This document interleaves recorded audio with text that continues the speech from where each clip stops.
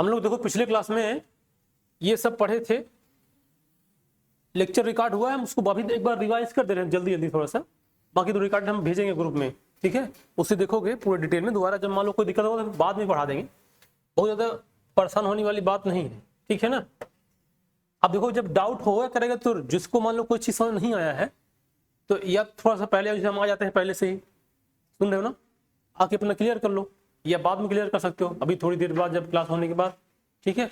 और अभी जब मान लो किसी और कोई लंबा डाउट हो गया, हमको पूरा टॉपिक समझ नहीं आया तो बस तो ही बोल देना, हम उसको फिर दोबारा पढ़ा देंगे। बात समझ रहे हो ना, मतलब ये रिकॉर्ड भी हो रहा है, उसको भी भेज दिया करेंगे, डाउट जो होगा उसको भी पढ़ा बता देंगे, और जब दोबारा समझ नहीं आया उसके बाद दोबारा भी पढ़ा देंगे। बात समझ रहे हो ना, ऐसा कोई वैलिडिटी नहीं है कि पैसा दिए हैं तो केवल एक ही बार पढ़ाएंगे, ऐसा कुछ नहीं है। जब तक समझ में नहीं आएगा तब तक पढ़ाएंगे, बस तुम लोग पढ़ने के लिए तैयार रहो बस। हम बिल्कुल रखेंगे, अगर तुम लोग पढ़ने के तैयार, पिछली बार बोले थे तो कोई बोला कोई तैयारी नहीं हुआ था पढ़ने को, इसलिए हमने नहीं रखा था। इस बार रख देंगे अगर पढ़ने तैयार हो तुम लोग तो।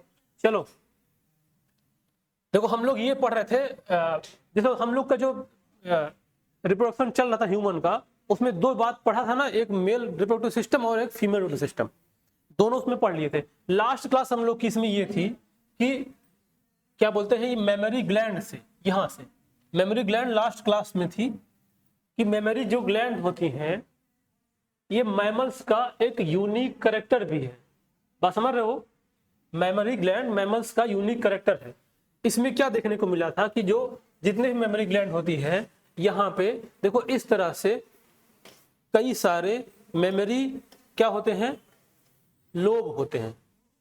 किस तरह से मेमोरी लोब होते हैं, और इसका नंबर कितना होता है, ये लगभग 15 से 20 इसके नंबर्स में होते हैं, है ना।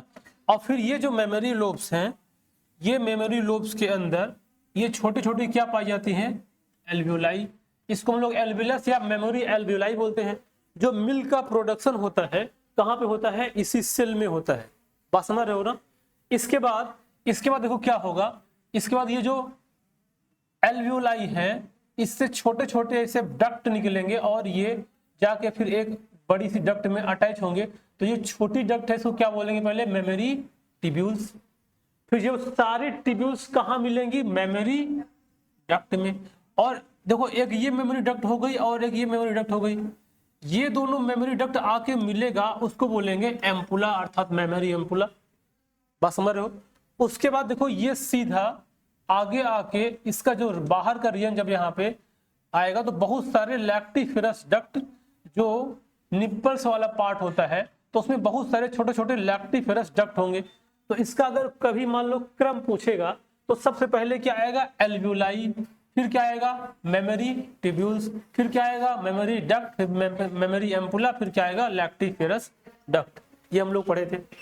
ये जो लैक्टिफेरस डक्ट है ये निप्पल्स में है और इसके आसपास एक ऐसा थोड़ा सा ब्लैक स्पॉट टाइप का एरिया होता है, उसको क्या बोलते हैं, एरियोला। इस एरियोला में क्या देखने को मिलता है, सेंसेशन होता है। मतलब जब बेबी मिल्क फीड करेगा तो उसके जब लिप्स इसमें टच होंगे तो वो उससे एक सेंसेशन जाएगा और इससे कौन सा हार्मोन रिलीज होगा, ऑक्सीटोसिन। और ऑक्सीटोसिन का काम होता है मिल्क का इजेक्शन करना। वो कैसे इजेक्ट करेगा, देखो ये जो लोब है यहाँ पे कंट्रैक्शन क्रिएट करेगा। अगर यहाँ पे कंट्रैक्शन होगा तो मिल्क क्या होगा, बाहर आएगा। अच्छा, मिल्क के फॉर्मेशन के लिए कौन सा हार्मोन बताए थे, रिलैक्सिन, प्रोलैक्टिन। मिल्क का प्रोडक्शन किससे होगा, प्रोलैक्टिन, हाँ प्रोलैक्टिन होगा, है ना। और ये जो मेमोरी लोब में, सॉरी मेमोरी लोब के बीच बीच में एक टिश्यू होगा जिसको फैटी टिश्यू बोलेंगे, है ना। पूरे मेमोरी ग्लैंड में क्या होगा, फैटी टिश्यू, जो फैट ही एक प्रकार का है। अब वो सेल बनाए तो फैटी टिश्यू कहलाएगा। ये इसके साइज को मैटर करता है, मतलब किसी के ब्रेस्ट का साइज मेमोरी जो फैटी टिश्यू है उससे से ही बनते हैं। बात समझ गया ना। तो ये हम लोग पढ़े थे। इसके बाद ये पूरा स्ट्रक्चर उसके मेमोरी ग्लैंड के बारे में था। अब देखो आज का जो नया टॉपिक स्टार्ट होगा वो होगा हार्मोन, जिसे हमने बताया था। अब ध्यान समझो, यहां से टॉपिक नया स्टार्ट होगा। जैसे मान लो क्या था कि टेस्टिस पढ़ लिए और क्या पढ़ लिए, ओवरी पढ़ लिए। ये दोनों क्या हो गए, ह्यूमन के प्राइमरी सेक्स ऑर्गन, टेस्टिस और ओवरी, है ना। दोनों में ही गैमेट का फंक्शन होगा। टेस्टिस में क्या बनेगा, स्पर्म, और ओवरी क्या बनेगा, ओवम। अब उन्हीं में से ना इससे कुछ अलग टाइप के हार्मोन्स भी निकलते हैं। टेस्टिस से अलग हार्मोन्स निकलेगा और ओवरी से अलग हार्मोन्स निकलता है। सबका अपना अपना हार्मोन्स का एक मतलब है कि इस हार्मोन्स के निकलने से बॉडी में क्या चेंजेस आएगा। और एक बात और समझ जाओ, जानते हो जो हार्मोन्स होता है वो एक प्रकार का हमारे बॉडी के मेटाबॉलिक एक्टिविटी को कंट्रोल भी करता है। जैसे जानते हो जब किसी भी हार्मोनल इम्बैलेंस होगा तो बोलते हैं ना कोई बीमारी हो गई है। जैसे एक हार्मोन तुम लोग अगर जाने होगे 11th पढ़े होगे, ग्लूकागान, इंसुलिन, सोमैटोस्टैटिन पढ़े हो। क्लास 11th में एक चैप्टर था कंट्रोल एंड कोऑर्डिनेशन नाम से, है ना। उसी में इंडोक्राइन ग्लैंड, एक्सोक्राइन ग्लैंड और इंडोक्राइन ग्लैंड के बहुत सारे टाइप और उससे निकलने वाले हार्मोन्स, उसका क्या काम है, ये सब बताता था। तो किसी को मालूम है इंसुलिन हार्मोन्स क्या कंट्रोल करता है? हाँ, इंसुलिन। अगर इंसुलिन ज्यादा निकलेगा, अच्छा इंसुलिन कहां से निकलता है? नहीं वो तो ठीक है अल्फा बीटा, पहले पहले कौन सी ग्लैंड होगी? पैंक्रियाज। पैंक्रियाज जो होती है, और पैंक्रियाज जानते हो मिक्स्ड ग्लैंड है। मिक्स्ड मतलब समझते हो? हाँ, इंडोक्राइन और एक्सोक्राइन दोनों है, अर्थात उससे एंजाइम भी निकलेगा और हार्मोन्स भी निकलता है। देखो डाइजेस्टिव सिस्टम तुम लोग पढ़ोगे 11th में, उसी में पैनक्रियाटिक जूस निकलता है जो ये पैनक्रियाज से निकलता है। और ये उसमें लैंगरहैंस पाई जाती है। उसमें 3 सेल होती हैं, अल्फा बीटा और आइसोलेट सब लैंगरहैंस, अल्फा बीटा और डेल्टा। अल्फा से क्या निकलता है? ग्लूकागान। बीटा से क्या निकलता है? इंसुलिन। और सोमैटोस्टैटिन निकलता है डेल्टा सेल से, है ना। तो इसी प्रकार से देखो हार्मोन्स भी निकलते हैं किससे? टेस्टिस से। अब देखो ध्यान समझो, यहाँ पे जो जितने the cells of the Leydig अभी मिला था ना, उसमें याद रखो जब सेमनीफेरस ट्यूब्यूल्स को कट किया गया था तो उसमें 2 सेल थी, एक लीडिंग सेल और एक क्या थी? Sertoli cell. याद है? सर्टोली सेल क्या दे रही थी? न्यूट्रिएंट्स। किसको? जब स्पर्म का फॉर्मेशन होगा गैमेट का तो उसको क्या देगा? न्यूट्रिएंट्स। अब यहाँ पे देखो, यहाँ पे ये जो हार्मोन्स होता है वो एक स्टेरॉइड हार्मोन्स है। ध्यान समझना, क्या है वो? Steroid hormones. और इस हार्मोन्स को हम लोग या तो एंड्रोजेंस बोलेंगे, या मैस्कुलाइजिंग हार्मोन्स बोलेंगे, या इसी को मेल हार्मोन्स बोलते हैं।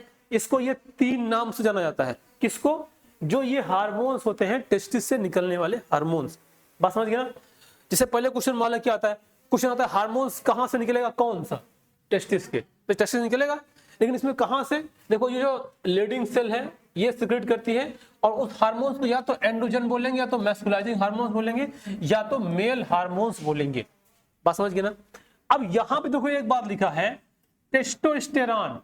जो टेस्टोस्टेरॉन है वो चीफ एंड्रोजन है ना। जैसे मान लो ये क्या है? Androgen hormones.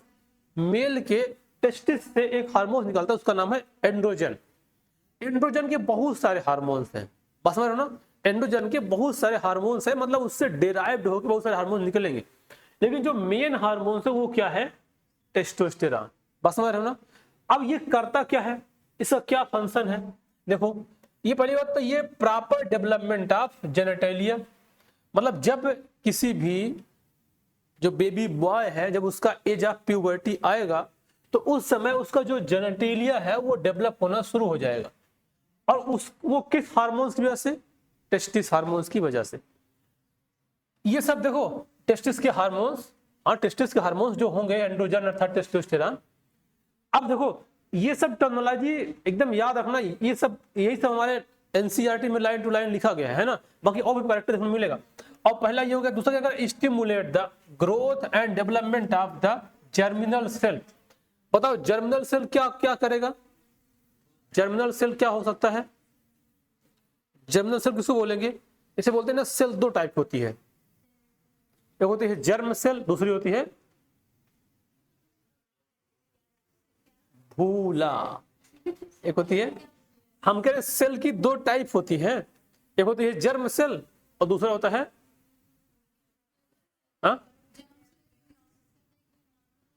ये बात सही है, उसका नाम होता है सोमैटिक सेल होता है ना। देखो जैसे जो नॉर्मल सेल है जो हमारे हाथ पैर और हेन तेन में बना है ये क्या है, सोमैटिक सेल है। और जर्म सेल जब भी डिवाइड करेगा क्या बनाएगा, गैमेट बनाएगा, है ना, और उसमें क्या बनाएगा, मियोसिस होगा। तो जर्म सेल के का डेवलपमेंट भी क्या होगा, इसकी वजह से होगा, है ना। दूसरा देखो, ये cause the proper development of secondary sexual character such as, और जो सेकेंडरी सेक्सुअल कैरेक्टर मेल में है उसको डेवलप करने में कौन हार्मोन्स, टेस्टोस्टेरोन। बात समझ गए। अब सेकेंडरी सेक्सुअल क्या है, ये बियर्ड एंड मुस्टैच, मतलब दाढ़ी मूंछ का आना। ये देखो अग्रेसिव नेचर, हाँ मतलब जैसे लड़का, मतलब अगर एज ऑफ प्यूबर्टी हो गया, अब उसके अंदर एग्रेसिव नेचर आना शुरू हो जाएगा। एक क्या बोलते हैं उसमें, जब हम लोग पढ़ते थे तो उसमें एक पता है गैंग बनाते हैं बच्चे, विद्रोह करने की वो आती है, मतलब ना। अब विद्रोह जानते हो कहाँ, घर पे विद्रोह, मतलब मम्मी पापा भाई बहन, तुम लोग भी देखे होगे छोटे भाई बहन या बड़े भाई बहन खूब लड़ाई झगड़ा होता है ना, मार पिटाई होता है ना ऐसा। तो जब वो एज आता है तो वो शुरू होता है, मतलब अभी क्या है ये बात है। अब देखो ये एग्रेसिव नेचर। अब देखो strong build of the shoulder of the end body, हाँ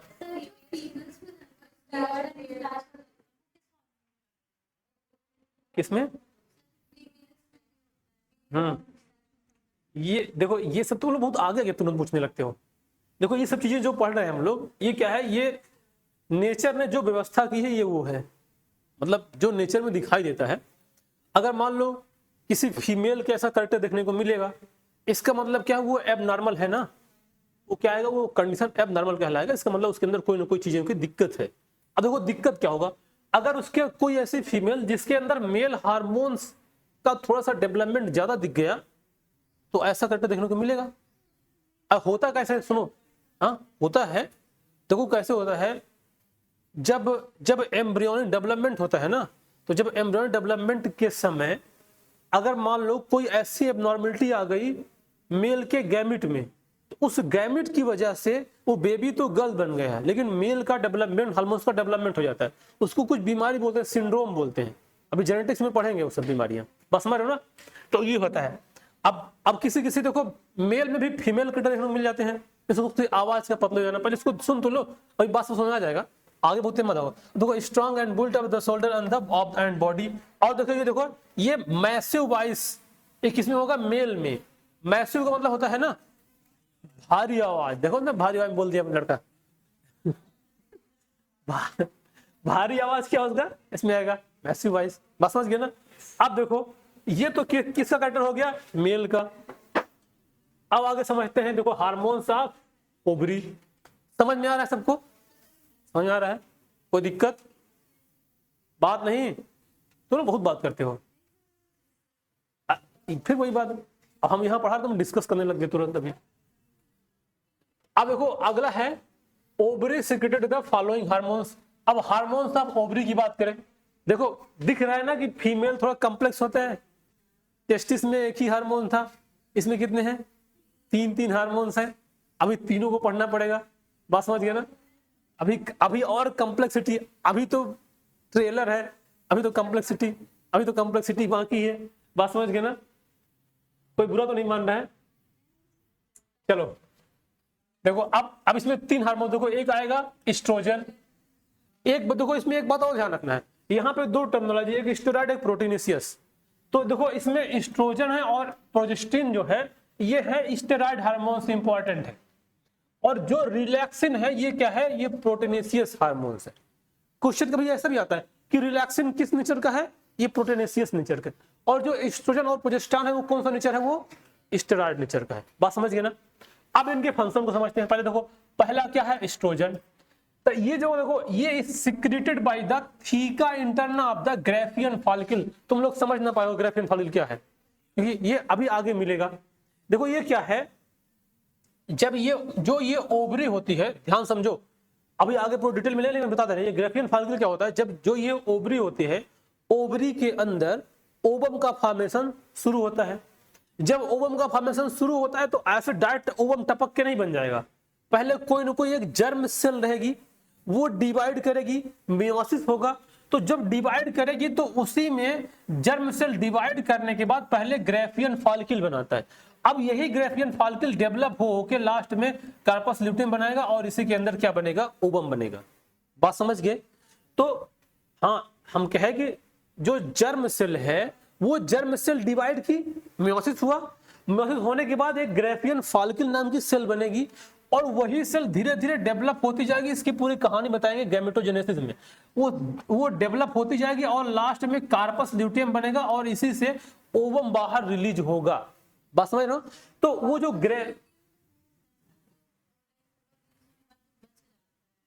वो उसको कार्पस एल्बिकेंस बोलते हैं, है ना। अभी उसको बताएंगे कहानी, पहले इतना समझ जाओगे। ये जर्म सेल से बनी हुई एक सेल है, उसको ग्रेफियन फॉलिकल बोलेंगे। तो उसी ग्रेफियन फॉलिकल से क्या निकलता है? एस्ट्रोजन। बात समझ गए ना। अब देखो इसका भी इंपॉर्टेंट फंक्शन क्या है, ये proper development of the genitalia. कौन सा? फीमेल। अब देखो यहाँ पे क्या लिखा, to cause the initial preparation of endometrium. Endometrium कहाँ मिला था? यूट्रस की वाल में। देखो जब क्या बोलते हैं, मेंस्ट्रुएशन साइकिल स्टार्ट होगी तो जो इनिशियल प्रिपरेशन होगा वो कौन कराएगा? एस्ट्रोजन। अब इनिशियल प्रिपरेशन मतलब क्या हुआ, जो इंडोमेट्रियम है वो डिजेनरेट होके बाहर निकलेगी, है ना। तो उसकी शुरुआत कौन कराएगा? एस्ट्रोजन, है ना। और देखो to cause the secondary sexual character of the such as breast development, deposition of fat below the skin.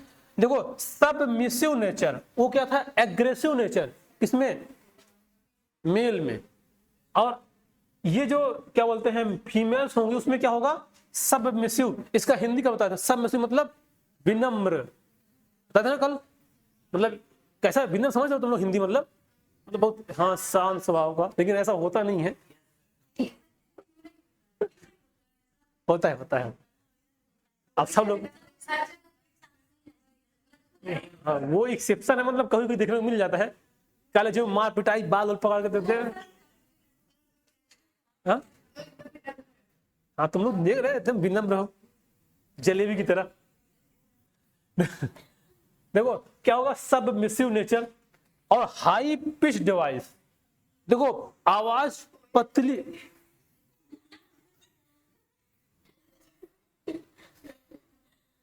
अरे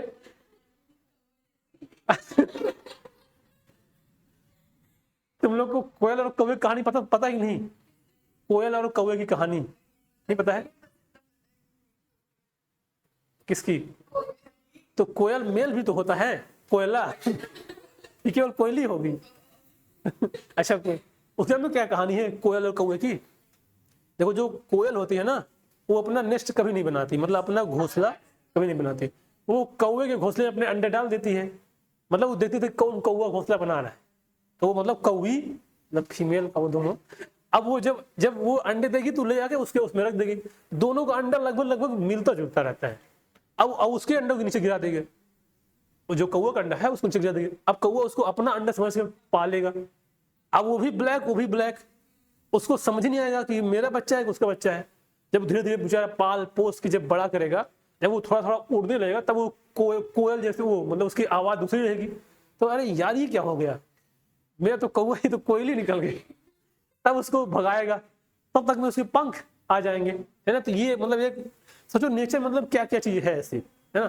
तो ये सब देखो मतलब, तो मतलब ये हाई पिच डिवाइस मतलब आवाज का पतला होना होगा इसका मतलब। अब ये कोयली और कोयल का मतलब यहाँ नहीं है, यहाँ पे आवाज पतली हो जाएगी। अच्छा यहाँ तो जब पिच हाई होती है तो आवाज पतली होती है, जब पिच लो होता है तो आवाज मोटी हो जाती है। तुम लोग फिजिक्स में एक चैप्टर है साउंड, अरे फिर से मिलेगा अभी 12th में, उसमें क्या बोलते हैं मॉडर्न फिजिक्स में शायद मिलेगा, क्या मॉडर्न फिजिक्स साउंड नाम का चैप्टर।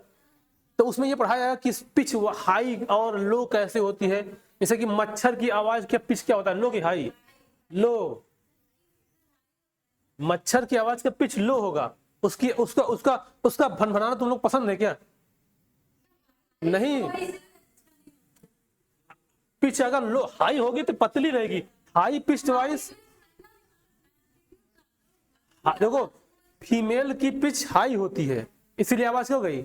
पतली हो गई। अब मच्छर की पिच क्या होती है? लो होती है, इसीलिए हमको पसंद नहीं आता है। जैसे देखो जो म्यूजिक सिस्टम होते हैं ना, म्यूजिक सिस्टम तुम जानते हो ना, जैसे मान लो कोई संगीत का प्रयोजन किया गया तो उसमें ढोलक है, हारमोनियम है, अब बहुत सारे म्यूजिक इंस्ट्रूमेंट है, तो सभी के ना देखो पिच अलग अलग होती है, तभी तुमको समझ आता ना, ये देखो ये म्यूजिक बज रहा है, ये हारमोनियम है, ये फ्लूट है, ये ढोलक है, ये मजीरा है, या कुछ अलग टाइप का। अगर सबकी पिच इकट्ठा हो जाए, अब सब पिच इकट्ठा हो जाएगी तो समझ नहीं आएगा। जैसे बोलते हैं ना फूटी हुई ढोल की आवाज, किसी को पसंद है?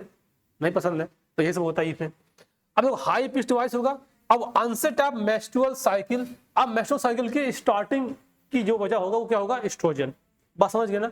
अब आगे देखो, अब अगला हार्मोन्स है। पहला हार्मोन देखो, इसमें 3 हार्मोन्स थे, एक हार्मोन सब दूसरा क्या आएगा? ये प्रोजेस्टिन, या इसी को ल्यूटियल हार्मोन्स बोलते हैं। ठीक है, उसको बाद में देख लेना, नहीं वो नहीं मिलेगा भी। किसकी किसकी हाई पिच है? तो ये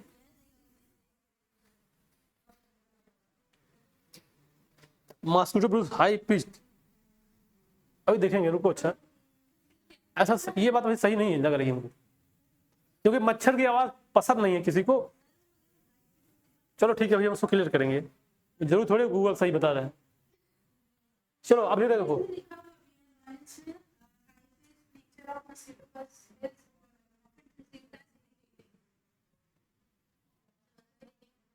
चलो बताते हैं। अच्छा, और हम क्लियर करेंगे भाई, हम पहले छोड़ दो मच्छर, पहले अपने इस पे ध्यान दो, मतलब अपनी आवाज, मतलब इसमें ये फीमेल की पिच तो हाई होती है, ये बात तो कंफर्म है ना, इसमें तो कोई कंफ्यूजन नहीं है।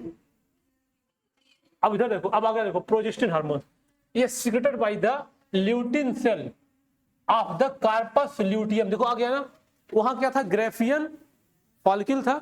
अब वही ग्रेफियन फॉलिकल क्या बनाएगा? क्या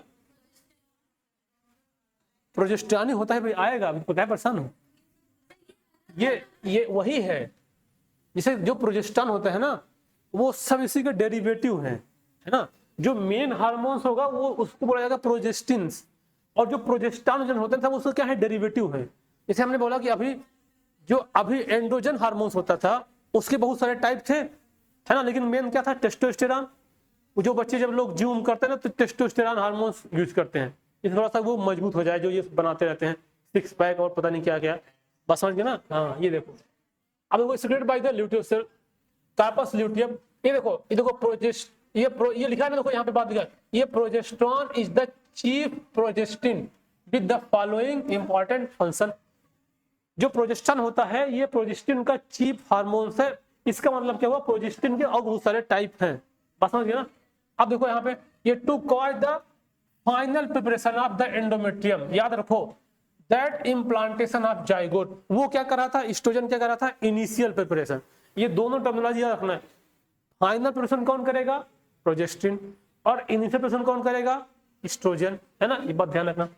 अब देखो, to govern the change during the pregnancy and to maintain the pregnancy, hence called pregnancy hormone. मतलब ये जो प्रोजेस्टिन होता है, इसको प्रेगनेंसी हार्मोन्स कहते हैं।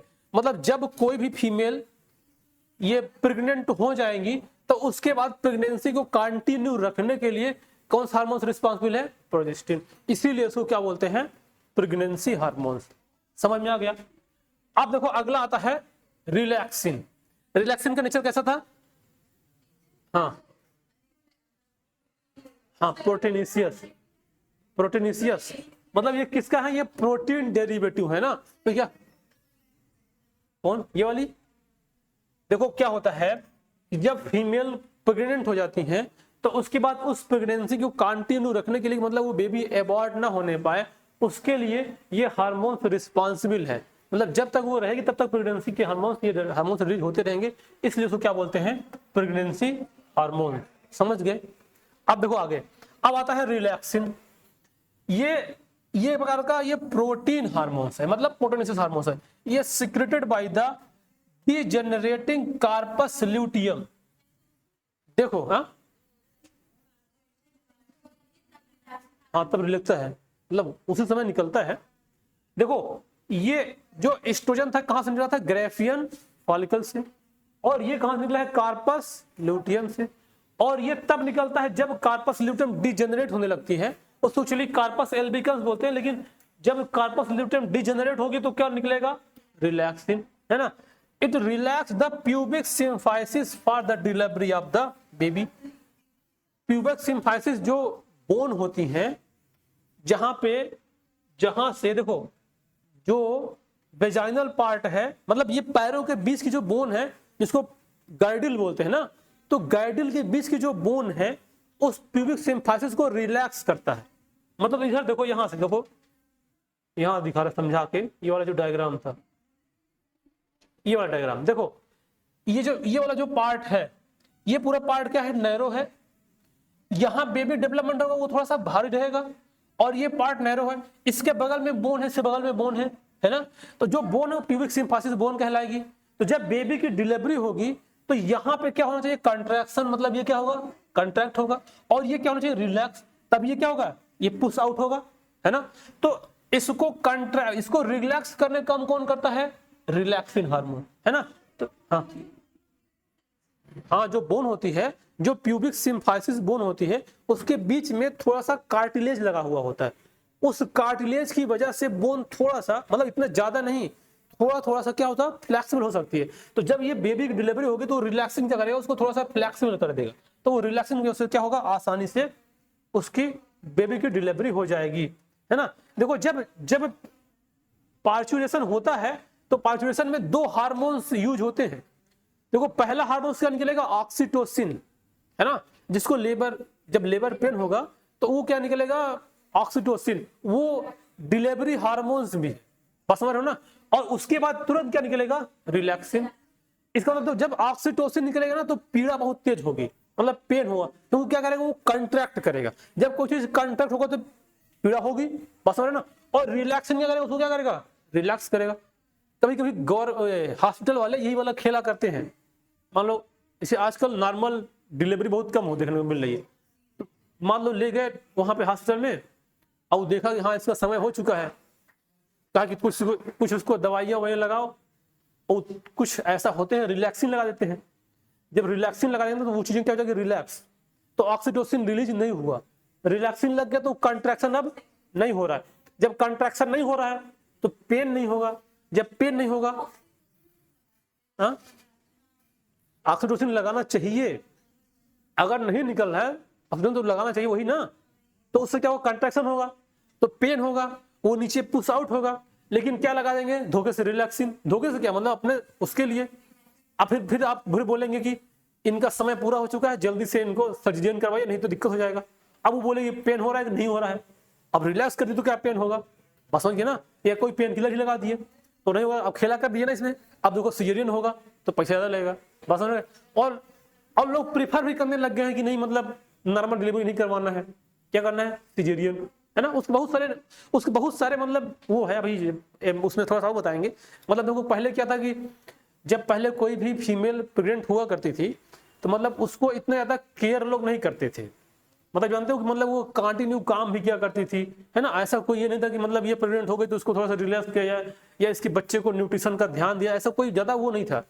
गांव में हालांकि जाओगे तो अभी भी ऐसा देखने को मिलता है कि मतलब कभी कभी उससे लोग होता था ना कि मतलब इसका जन्म खेतों में हो गया है, मतलब वो मम्मी गई थी खेतों में काम करने, वहां उसका डिलीवरी हो गई, रास्ते में चले तो वहां उसको डिलीवरी हो गई, है ना। तो लोग उसी स्थान का मतलब फिर कभी कभी बच्चे को वो नाम दे देते हैं कि वो वहां पैदा हुआ, उस नाम से ऐसा कर दिया करते थे। मतलब इतना ज्यादा वो था।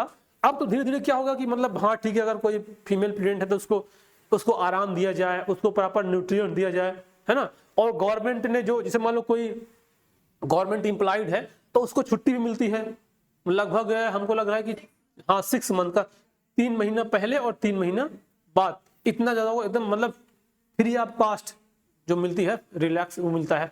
तो अब ये सब ध्यान दिया जाए। तो हालांकि इसमें एक बात और आती है कि अगर ज्यादा रिलैक्स दे दोगे तो फिर उसमें दिक्कत ये होगा कि वो नॉर्मल डिलीवरी होने की संभावना थोड़ा सा कम हो जाएगी। क्योंकि अगर एक्सरसाइज थोड़ा होता रहेगा, थोड़ा बहुत काम करते रहेंगे तो वो क्या रहेगा, प्रॉपर सर्कुलेशन होगा और बॉडी एकदम रिलैक्स रहेगी, तो नॉर्मल डिलीवरी होने की संभावना ज्यादा है। अगर इतना ज्यादा रिलैक्स दे दिए कि मतलब एक पूरा रूम एकदम एसी लगा, उसको बाहर निकलने नहीं दे रहे, बाकी सब कुछ यहीं पे आ रहा है, मतलब इतना ज्यादा दे रहे हैं कि वो उसके बहुत सारे क्या हुए हैं, एक्टिविटी क्या कंट्रोल हो गई है, सप्रेस हो गई, तो उसमें क्या हो सकता है कि सिजेरियन होने की संभावना और बढ़ जाती है, बस समझिए ना। तो ये सब देखने को मिलता है। अब आगे देखो, अब यहां पे 3 बात लिखा गया, एक लिखा है प्यूबर्टी, एक लिखा है मीनॉर्च और लिखा है मीनोपॉज। बात नहीं, बहुत बात करते हो तुम लोग, सारा डिस्कस जब हम बोले तभी करने लगते हो, ये अच्छी बात नहीं है। तुम लोग को 13 तारीख का टेस्ट होगा, 15 को नहीं, 13 तारीख को। हाँ 15 बहुत है, लेकिन किसी कारणवश वो टेस्ट को चेंज कर दिया गया, ठीक है ना। तो 13 को तुम लोग का, हाँ पढ़ लियो उसको, 13 को तुम लोग का टेस्ट होगा। तो हम थोड़ा सा तुम लोग को वो देखेंगे कितने पानी में कौन कितने पानी में है, बात समझ गए ना।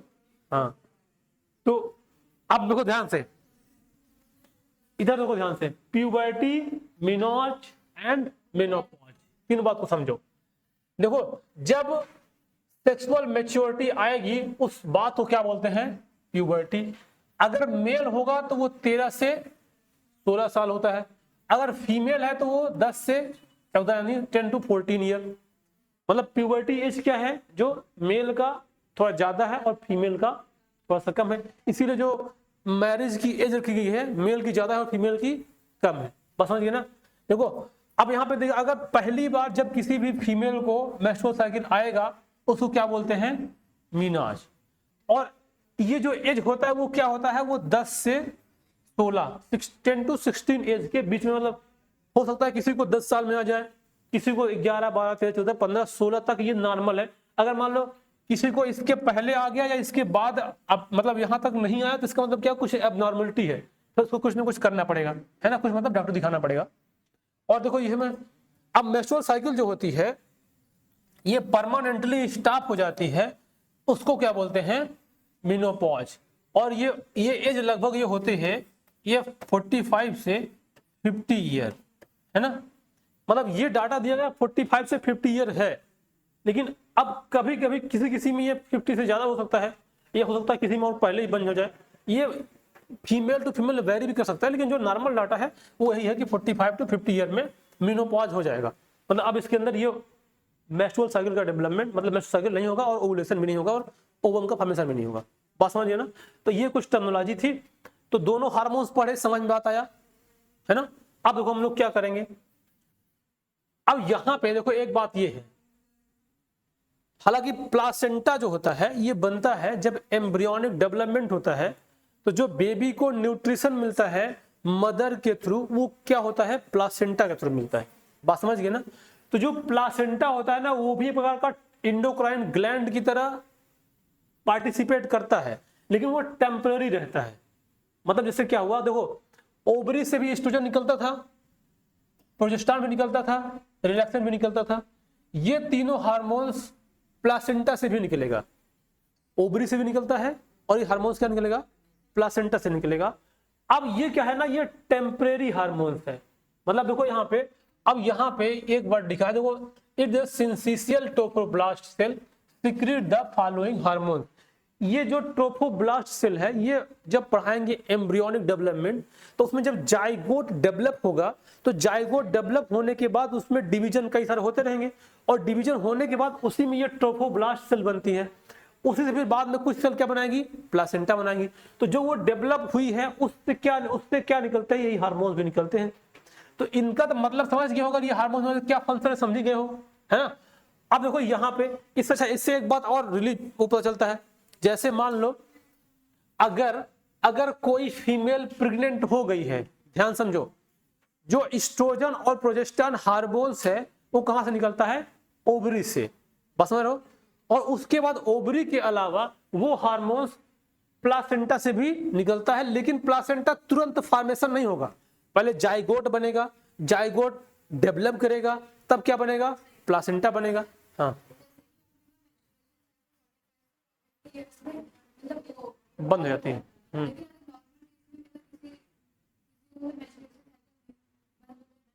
वो एबनॉर्मलिटी है ना।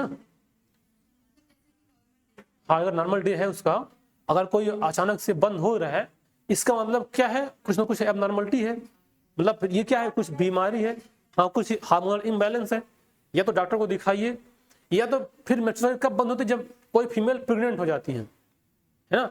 अगर मान लो प्रेग्नेंट हो गई तो मेंस्ट्रुअल क्या हो जाएगी, बंद हो जाएगी। तो प्रेगनेंसी मेंस्ट्रुअल बंद होने के दो रीजन है, या तो कोई हार्मोनल इम्बैलेंस या कोई बीमारी या एबनॉर्मलिटी आ गई, या तो क्या हो गई, वो फीमेल क्या हो गई, प्रेग्नेंट हो गई है, बात समझ गए ना। तो अगर नॉर्मल डिम बंद होता है दो रीजन है, या तो कोई एबनॉर्मलिटी या तो कोई प्रेगनेंसी आ गई है, बात समझ गए ना।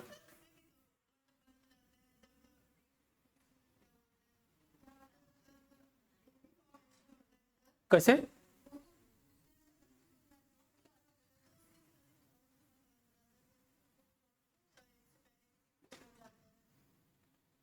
तुम ऐसी बात करो भगा देंगे क्लास से बाहर। देखो इधर देखो ध्यान से। अब अभी हम क्या बताया भुला दिए। ऐसी बात करो फिर मेन पॉइंट निकल जाएगा। देखो सुनो ध्यान से, यहां पे देखो कह रहा है कि प्लासेंटा का फॉर्मेशन होगा कुछ दिन बाद, मतलब फर्टिलाइजेशन होने के बाद। अब तुरंत तो प्लासेंटा बनेगा नहीं, उसके पहले हार्मोन्स कहां से निकलेगा? ओवरी से। और जब प्लासेंटा बन जाएगा तो हार्मोन्स कहां से निकलेगा? प्लासेंटा से। और जान देखो ओवरी से निकलने वाले हार्मोन्स में प्रोजेस्टिन भी था जो कि प्रेगनेंसी हार्मोन्स था। अगर वो हार्मोन्स नहीं निकलेगा तो प्रेगनेंसी एबॉर्ट हो जाएगी, बस समझ रहे हो ना। लेकिन अगर जब प्लासेंटा से हार्मोन निकलना शुरू हो गया, ध्यान सुनो, जब प्लासेंटा से हार्मोन्स निकलना शुरू हो गया, अगर उस दरमियान दोनों ओवरी को काट के बाहर निकाल भी दिया जाए तो भी प्रेगनेंसी एबॉर्ट नहीं होगी। यह क्वेश्चन था, यही इसलिए समझ नहीं आता।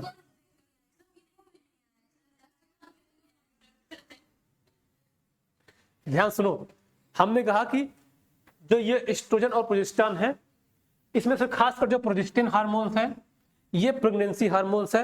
यानी जब कोई फीमेल प्रेग्नेंट होगी तो कंटिन्यूस सीक्रेट होगा और प्रेगनेंसी को मेंटेन रखेगा। अगर वो ना निकला तो प्रेगनेंसी मेंटेन होगी, वो एबॉर्ट हो सकती है, हो जाएगी ही। लेकिन अगर जब प्लासेंटा डेवलप हो जाएगा तो प्रोजेस्टेरॉन कहां से निकलने लगेगा? प्लासेंटा से। उसके पहले कहां से निकल रहा था? ओवरी से।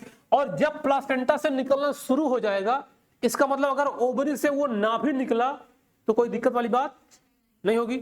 यानी फर्टिलाइजेशन के लिए ओवरी की जरूरत थी। अब जब फर्टिलाइजेशन होके जब बेबी डेवलप हो गया, एम्ब्रियो बन गया, प्लासेंटा बन गया है, अब उससे हार्मोन्स ये सब निकलने लग गए हैं। अगर उस दरमियान ओवरी को, दोनों ओवरी को रिमूवली काट के निकाल दिया जाएगा, रिमूव कर दिया जाएगा, तो भी कोई दिक्कत नहीं होगी। बस अगली प्रेगनेंसी नहीं होगी, बस नहीं होगा ना, मिस वही बता रहे हैं। क्योंकि ओवरी से जो हार्मोन निकलता था वो कहां से निकलने लग गया? प्लासेंटा से। अब ओवरी कोई काम नहीं बचा हुआ है। अब ओवरी काम तभी होगा जब दोबारा उसमें प्रेगनेंसी होगी, तब। बस समझ गए ना। तो ये क्या आएगा? Estrogen progesterone. हाँ, उसके बहुत सारे रीजन है बेटा। हाँ, तो उसके बहुत सारे रीजन है ना, देखो। हाँ बिल्कुल, और क्या। वो हार्मोनल, पहला रीजन क्या है? हार्मोनल इम्बैलेंस, पहला रीजन। तब देखो बॉडी में कोई भी एबनॉर्मलिटी आ रही है ना, तो जान जाओ कि हार्मोनल इम्बैलेंस हो रहा है, समझ जाओ। क्योंकि बॉडी चलती ही हार्मोन से है। कोई हार्मोन ज्यादा हुआ तो ये दिक्कत हो गया, कम हुआ तो ये दिक्कत हो गया। सब कुछ को बैलेंस बनाने का काम, इसीलिए उसको उसमें लिखा कंट्रोल एंड कोऑर्डिनेशन, उसमें लिखा था ना जो चैप्टर में। इसीलिए उसमें क्या पढ़ा गया था? हार्मोन्स और एंजाइम हमारे बॉडी को कंट्रोल और कोऑर्डिनेट करके चलते हैं। जो मेडिसिन दी जाती है, किसी भी बीमारी की दवाई मेडिसिन नहीं है। जो हम लोग मेडिसिन लेते हैं वो किसी भी बीमारी को ट्रीटमेंट ठीक नहीं करता है। बस वो क्या करता है कि मान लो जो हमारा हार्मोनल इम्बैलेंस है उसको मेंटेन कर दिया, बस।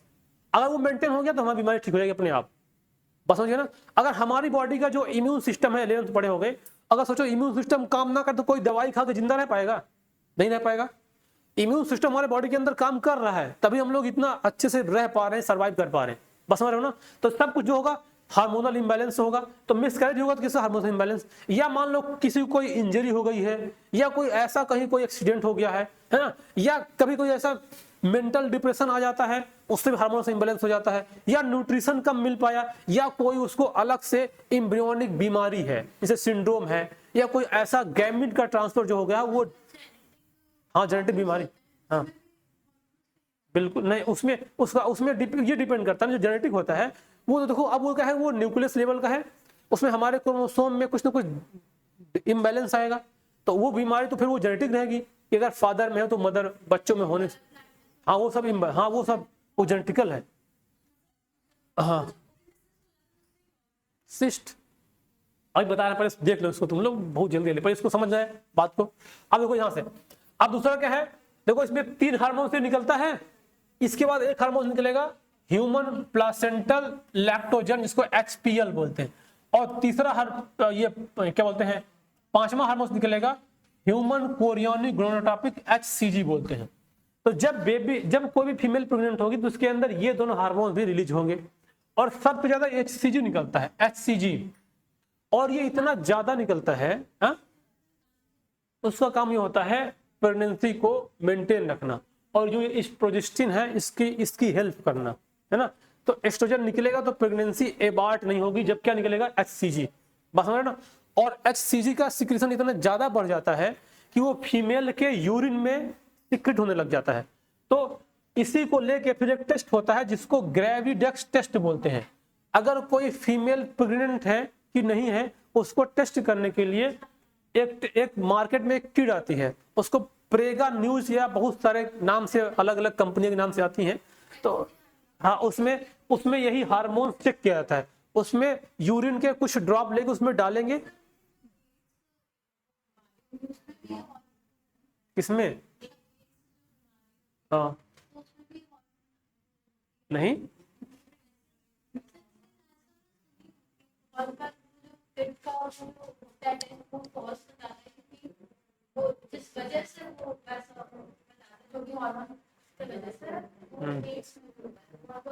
अच्छा मतलब कहने मतलब वो किट कभी कभी काम नहीं करती है, ये हो सकता है, ऐसा होता है। और उसको केवल रीजन एड्स नहीं है, उसका बहुत सारे रीजन है। इसलिए देखो बहुत सारी फीमेल को उसमें निगेटिव आ जाता है लेकिन प्रेगनेंसी पॉजिटिव रहती है ना। तो फिर उसके बाद दूसरा टेस्ट होता है ना। इसीलिए वो किट केवल मतलब एकदम कन्फर्मेशन नहीं देता है, तो ऐसा हो जाता है कि मतलब निगेटिव आ गया।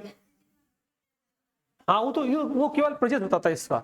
और ये क्या है कि उसमें ये क्या है कि जब भी प्रेगनेंसी होगी तो ज्यादा निकलने लगे HCG तो उसको टेस्ट करते हैं, और जब टेस्ट करते हैं उसी में ज्यादा ना हुआ तो वहां पे निगेटिव रिजल्ट आ गया। वही तो वही तो बोले हैं कि अगर मान लो कि ये तो एबनॉर्मलिटी आ गई ना कि अगर सिक्रेशन नहीं हुआ, क्या,